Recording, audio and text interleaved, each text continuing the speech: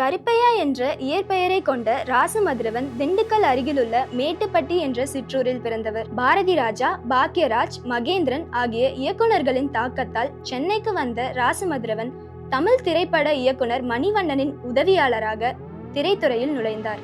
பூமகள் ஊர்வலம், பாண்டி, மாயாண்டி குடும்பத்தார், போரிப்பாளையம், முத்துக்கு முத்தாக, பாண்டி ஒலிபெருக்கி நிலையம், சொகுசு பேருந்து ஆகிய குடும்ப உறவுகளை மையமாக கொண்ட யதார்த்த வகை படங்களை இயக்கிய ராசமதுரவன் மண்மனம் மாறாத ஒரு கிராமத்து எளிய மனிதனின் மனநிலையை இறுதி வரை தக்க வைத்திருந்தார். 10 இயக்குநர்களை கதை நாயகர்களாக கொண்டு இவர் இயக்கிய மாயாண்டி குடும்பத்தார் பெரும் வரவேற்பை பெற்ற படங்களுள் ஒன்று. கதை சொல்லும் பாங்கிலும் நடித்து காட்டுவதிலும் வல்லவர் ராசமதுரவன். பூமகள் ஊர்வலம் என்ற இவரது முதல் படத்திற்கும் அடுத்த படத்திற்குமான இடைவெளி 10 ஆண்டுகள். இத்தகைய கடினமான காலத்தை நடிகர் வடிவேலு போன்றோரின் படங்களுக்கு காமெடி டிராக் எழுதுவதன் மூலம் கடந்தார். கடின உழைப்பின் மூலம் திரைத்துறையில் தனக்கான இடத்தை மீண்டும் உறுதி செய்தார்.